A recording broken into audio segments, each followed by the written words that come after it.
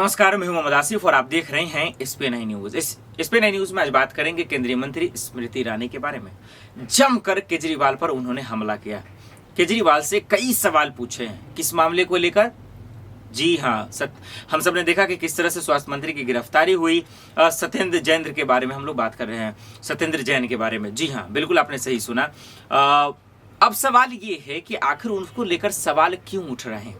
एक तरफ दिल्ली के सीएम अरविंद केजरीवाल बार बार बता रहे भाई ये फर्जी FIR है। एक तरफ उसके सांसद यानी आम आदमी पार्टी के सांसद संजय सिंह कह रहे हैं कि भाई साहब बीजेपी का ये रवैया ही है, बीजेपी का यही खेल है, बीजेपी के नाम पर एजेंसी काम कर रही है। अब देखिए, इस पूरे पहलू को हम बारीकी से समझा रहे हैं कि कौन सही कह रहा है, कौन गलत कह रहा है।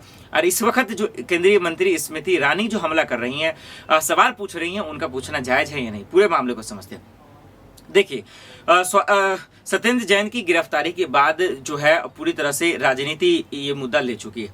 माना ये जा रहा है कि इस वक्त जो उनकी गिरफ्तारी हुई है, ईडी ने गिरफ्तारी किया है, ये पूरा मामला इसलिए क्योंकि हिमाचल में चुनाव होने वाले हैं और सत्येंद्र जैन जो है उनके उसके आम आदमी पार्टी के प्रभारी थे, यानी वहां पूरी जिम्मेदारी ये संभालने वाले थे, इसलिए इनकी गिरफ्तारी की गई है। और यही वजह है कि इसके काउंटर के लिए चाहे वो सीएम अरविंद केजरीवाल हो, चाहे फिर मनीष सिसोदिया हो या फिर संजय सिंह हो, ये तमाम लोग कह रहे हैं कि ये फर्जी एनकाउंटर में इसी तरह से बीजेपी का ये काम रहा है। उनको गलत तरीके से जो है उन्हें डाला गया। बीजेपी डर गई है क्योंकि चुनाव होने वाले हैं।